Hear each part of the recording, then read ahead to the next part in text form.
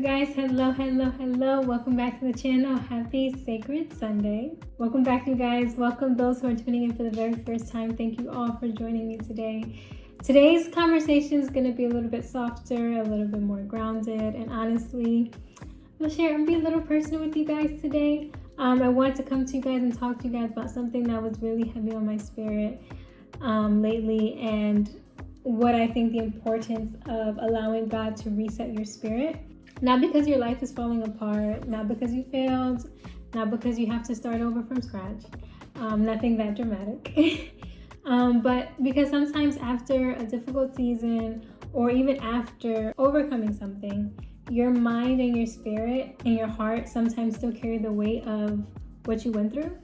And I think a lot of people don't realize it, and including myself, I can obviously be the first person to say that. Sometimes the challenge is over, but internally, we're still living in it in a way. We're like, sometimes you're replaying conversations in your head, you're still thinking about what you should have done differently, you're still emotionally carrying stress that technically already ended. And if we're not careful, we can unknowingly stay spiritually stuck in a place that God brought us out of. So today I wanted to talk to you guys about what a spiritual reset actually is, how to know when you need it, and the 3 things I personally think to help reset your spirit in a healthy and godly way. Because I'm currently in this season myself. So without further ado, before we get into this topic, do remember to subscribe to the channel, turn on your post notifications, do like the video, and do comment below. I want to know what season you guys are in. I'm seeing you guys are viewing more and more content. I know you guys like a lot of the reaction stuff, but I wanted to come to you guys with something a little bit more grounded, a little bit more soft. And of course, we're going to be back in action tomorrow with more great content, especially reaction content, because I know there's a lot of things over the weekend that's been going on. But without further ado, let's get into today's topic. So for me personally, I've been dealing with some really difficult, really business-related matters for a little while now, I dare say. And thankfully, even though there's still a few final details, you can say, to fine-tune, or things that I still left to settle, there was finally like a major breakthrough very recently. And I'm very thankful because finally I feel like a weight was placed off my shoulders. And I realized that sometimes when you spend so long surviving something, you're problem solving, you're carrying something emotionally, you don't realize how deep it affected your spirit until like it's almost over or until you're out of it. And that's where I currently am right now. I realized that even though I finally made progress, I finally went over the hill, and we're almost at the ending stages of everything. Mentally, emotionally, spiritually, I was still like carrying a lot of tension of the situation. And I think a lot of people do this. We finally get through something, and we never intentionally like pause and ask God, now that the season's like ending, like cleanse my spirit from everything that it was carrying. Not just like help me survive, but like help me heal through this.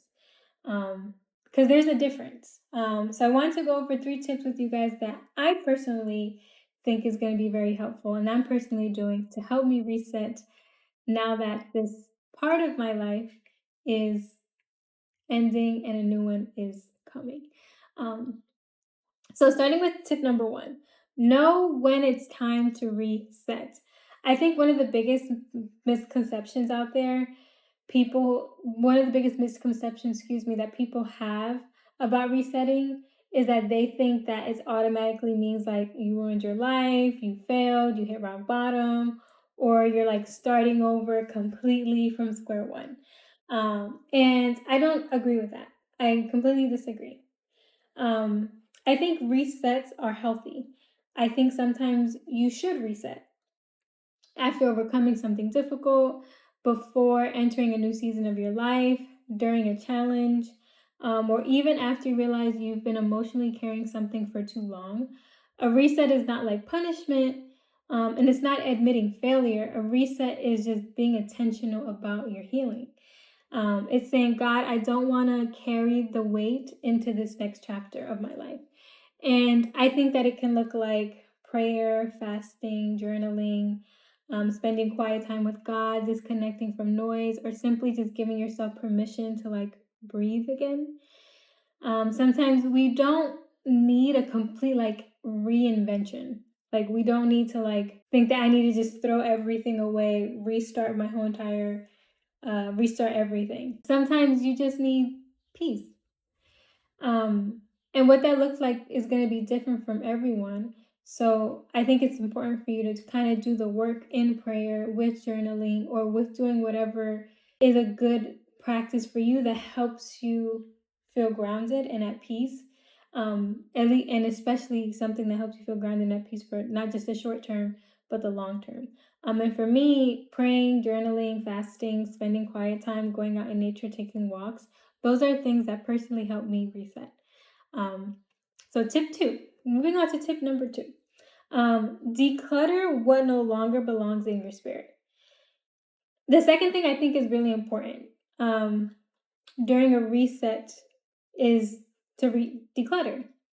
And I don't mean like just like physically decluttering. I mean emotionally decluttering, mentally, spiritually. Sometimes we hold on to things that just keep us emotionally attached to seasons God is trying to move us out of. And yes, use wisdom. If you need legal documentation, keep them. If you need records or proof of things, obviously protect yourself. But outside of like necessity, sometimes certain objects, conversations, photos, messages, gifts, or environments uh, quietly keep your spirit emotionally tied to what you're trying to move on from, and tied to that pain. And I think it's sometimes important that you also pray over your space, especially if that person's been in your personal space or if you live with that person or whatever the case may be. Pray over your space, pray over your mind, pray over your heart, pray over things that even people may have gifted you, or even get rid of them. Ask God, remove anything from my life that no longer aligns with peace, clarity, wisdom, and healing. And then just clean my energy and the things around me, the people around me. Like clean me not just from the inside out of my physical temple of my body, but also of my home and the things in my home. Because energy is real. Spiritual heaviness is real. Discernment matters. And sometimes peace starts with clearing your environment. Out of sight, out of mind can really help. I know that's like a cliche phrase, but it's helped me a lot. And I think that that's a good framework to have without being bitter, you know? So going on to tip number 3, be honest about what you need to change as well. This one, all the tips I gave you is pretty important. But like I say a lot of the time, everything has to start with you. The third thing, and probably the hardest thing, is accountability. Not shame, not self-hatred, not condemnation, accountability. Sometimes during a reset, God reveals your tone, your pride, your actions, your reactions, your emotional triggers, your communication, your boundaries, or even the way you carry yourself. And I think maturity is being able to say, okay, maybe I didn't handle this, or I didn't handle everything perfectly either. That doesn't mean the other person didn't hurt you or you're shifting all the responsibility on yourself. But it does mean you're humble enough to reflect honestly. And I think real growth happens when you stop saying who hurt me and you start asking God what what are you trying to teach me? Because sometimes we don't need to become like a completely different person. We just need like a little bit of refinement, like a little bit of fine tuning on certain things that we can improve in. And one thing that inspired me to, not beat on a dead horse with this, but one thing that inspired me to do this, to talk to you guys, was 2 recent conversations I had. One was with an old friend that I haven't spoke to in years. And it reminded me that sometimes we need to take time to heal, reset properly, because misunderstandings happen, and that when you give things time, misunderstandings soften. People grow, hearts mature, perspectives change. And another conversation was with someone going through, you can say, some like relationship challenges. And even though I do not know this second person personally, one thing that he told me that stood out afterwards, one thing that I told him that really stood out to me afterwards is sometimes pride convinces people to walk away from something meaningful simply because they don't want to admit that they were wrong. I think we've all been there. And I think that we should realize that's dangerous because not every relationship is disposable. Not every person is replaceable, and people genuinely matter. And if someone is still in your heart years later, despite moving on, despite distractions, despite other relationships, or life changes. Maybe you've dated a few people. In his situation, he dated a lot of people for those years that him and his ex weren't speaking, and something kept bringing him back to that connection. She was still on his mind, and maybe sometimes that connection meant more than his ego, and sometimes it's hard for us to admit that, like our egos in the way, and we sometimes, if like being in that situation forces us to ask, like, was I prideful? Was I avoiding accountability? Did I truly heal? Did I let my emotions destroy something meaningful, or what did I actually learn? Because healing isn't just moving on, healing is becoming better.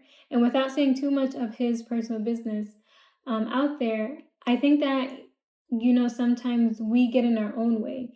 And we think that because we have so much abundance in our lives, whether romantically, whether financially, or just we're highly favored and highly desired in certain aspects, that we can easily replace something or someone that at a point in time meant so much to us. And I think sometimes we can get so caught up in the moment of things or disagreements that we don't realize our own faults in the situation. And not saying that the other person doesn't, like, it takes two people to tango, right? Not saying that, one person is more at fault than the other, but it's realizing, regardless of who's at fault, I want to be with this person. And thankfully, to end you guys on a really good note, thankfully they are back together and they're working things out. And it was crazy because all this time, she didn't date anybody. She couldn't date anyone. And it was because something was holding her heart towards him. And even though he was out and about, and like I said to him, being in these streets, there was something still drawing him to her. Like, I think, if I'm not mistaken, they didn't talk like at all for like 2 years. Like, I think they said happy birthday to each other the first year that they stopped talking, because it was like a few months after that they stopped talking. And then that was pretty much it. They didn't hear from each other for a while. And then, I don't know, years passed. He came across one of my reels. He saw that I had a consultation, and we ended up, hopping on the phone literally like probably like an hour after he saw my reel, and we had a deep conversation. And I think a lot of us struggle with that. I know I've been in this situation. I shared with you guys before issue that happened in one of my videos. I can't remember exactly which one it is. If I do remember, I'll drop it right here so you guys can see it.